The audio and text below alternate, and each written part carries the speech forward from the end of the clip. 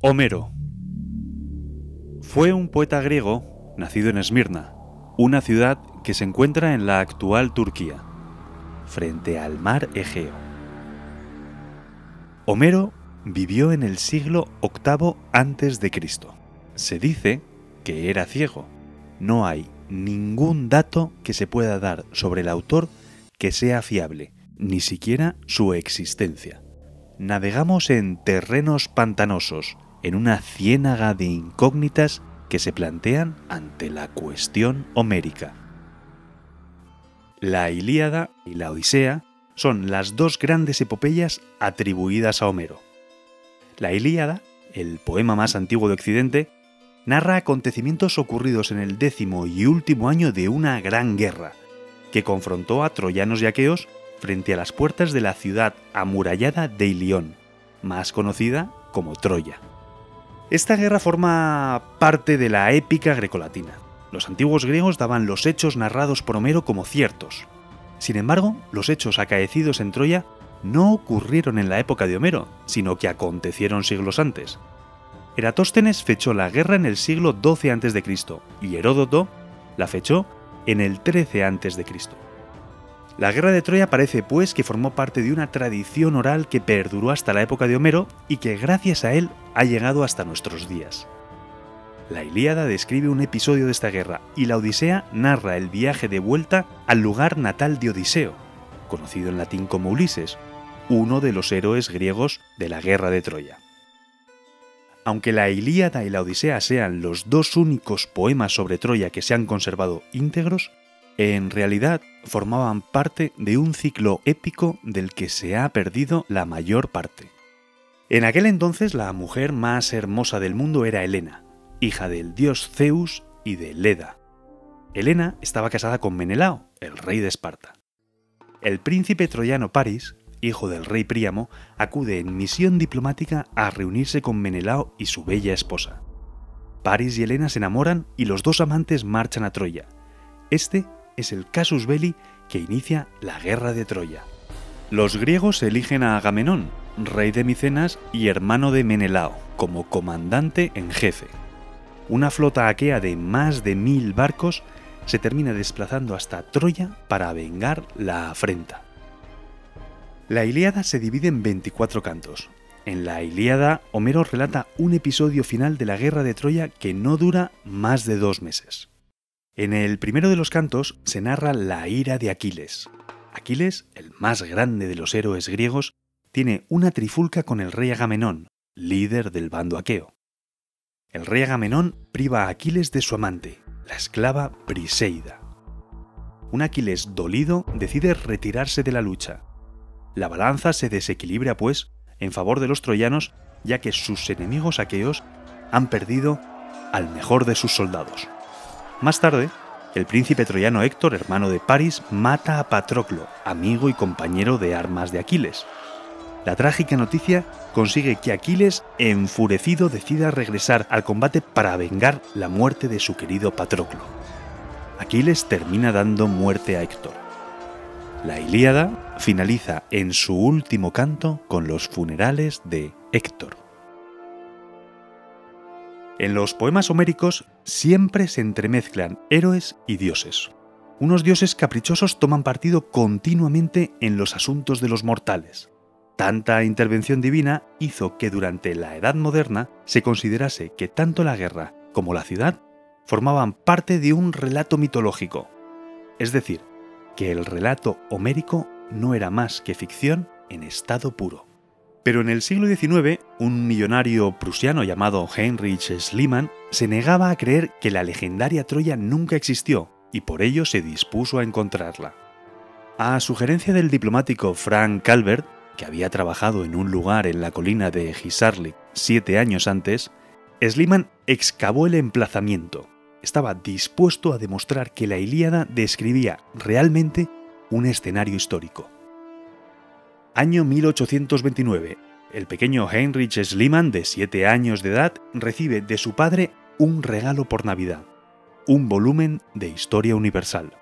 Dentro se encuentra un grabado que le impresiona profundamente.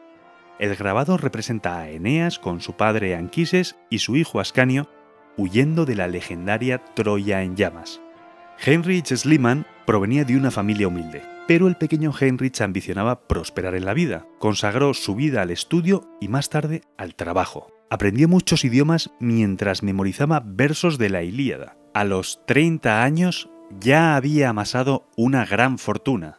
Año 1870. Un millonario Heinrich Schliemann, de 48 años, casado en segundas nupcias con una jovencita griega llamada Sofía, emprende los trabajos de excavación en la colina de Hisarlik.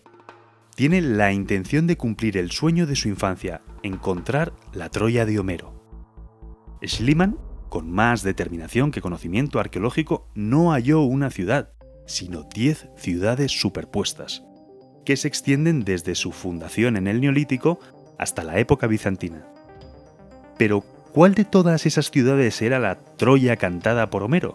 Los arqueólogos que han estudiado el tema han identificado 2 posibles estratos que encajan con la descripción de Homero: Troya 6 y Troya 7A. Estas ciudadelas han sido datadas entre los años 1500 y 1000 a.C., y parece que ambas tuvieron un final violento. El final de Troya es por todos conocido. Troya ardió, pasto de las llamas. Pero esto no se cuenta en la Ilíada, que concluye con los funerales de Héctor. El trágico final de Troya se describe en la Odisea y en otras tragedias griegas. Odiseo, o Ulises, según se prefiera, concibió un artefacto engañoso, una trampa mortal, un caballo de madera que ocultaba a algunos de los mejores soldados aqueos. Los troyanos introdujeron el caballo dentro de sus murallas pensando que se trataba de una ofrenda. El resto es historia. Tras la caída de Troya y la época de Homero, transcurren 4 siglos de oscuridad que nublan toda la cuenca mediterránea, coincidiendo con el paso del bronce al hierro.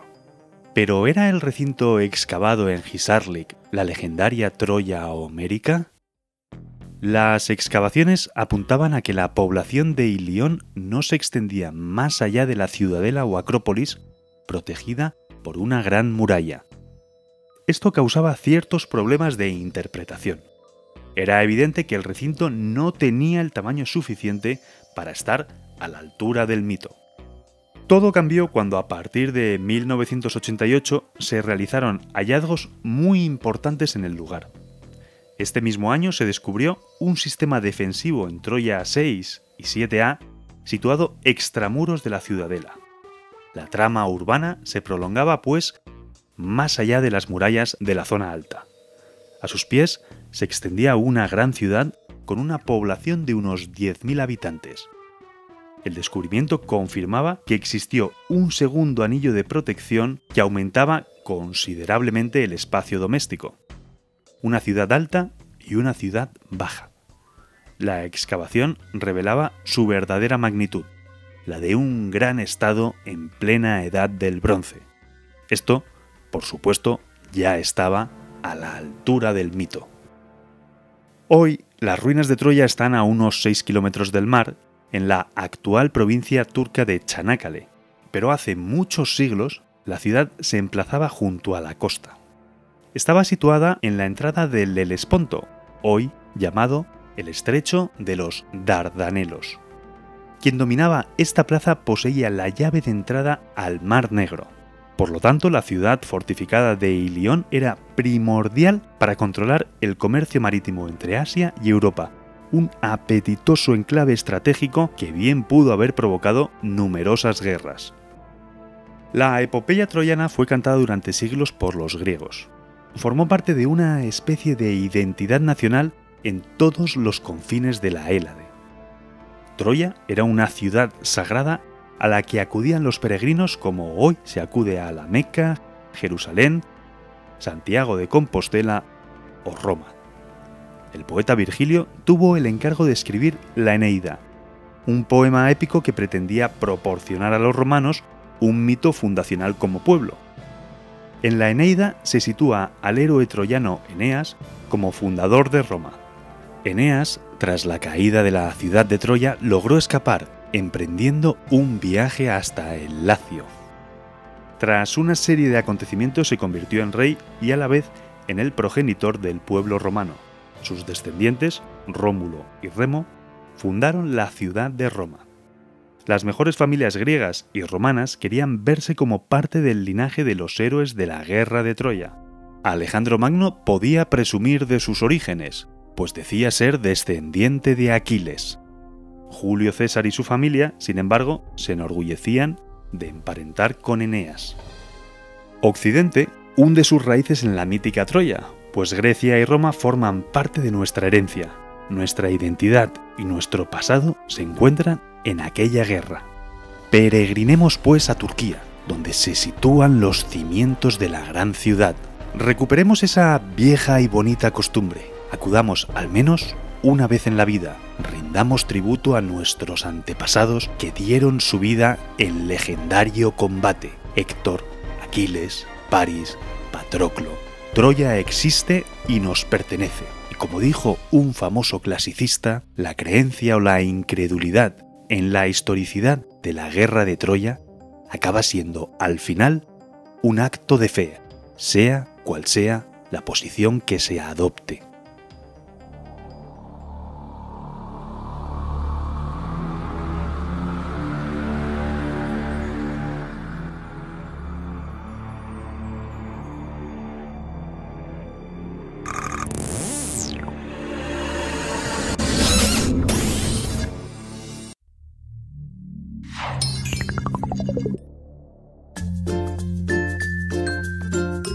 Querido suscriptor, al lado del botón de suscripción encontrarás un botón de patrocinar. Si patrocinas el canal obtendrás una serie de ventajas como emojis personalizados, podrás garantizar la viabilidad económica del canal, haremos directos privados, podrás ver los vídeos antes que nadie y podrás elegir los vídeos que quieres que hagamos. Solo son 4,99 € al mes, puedes pagar a través de PayPal o a través de cualquier otro método. Y para finalizar, darle al botón de comprar. Y ya está.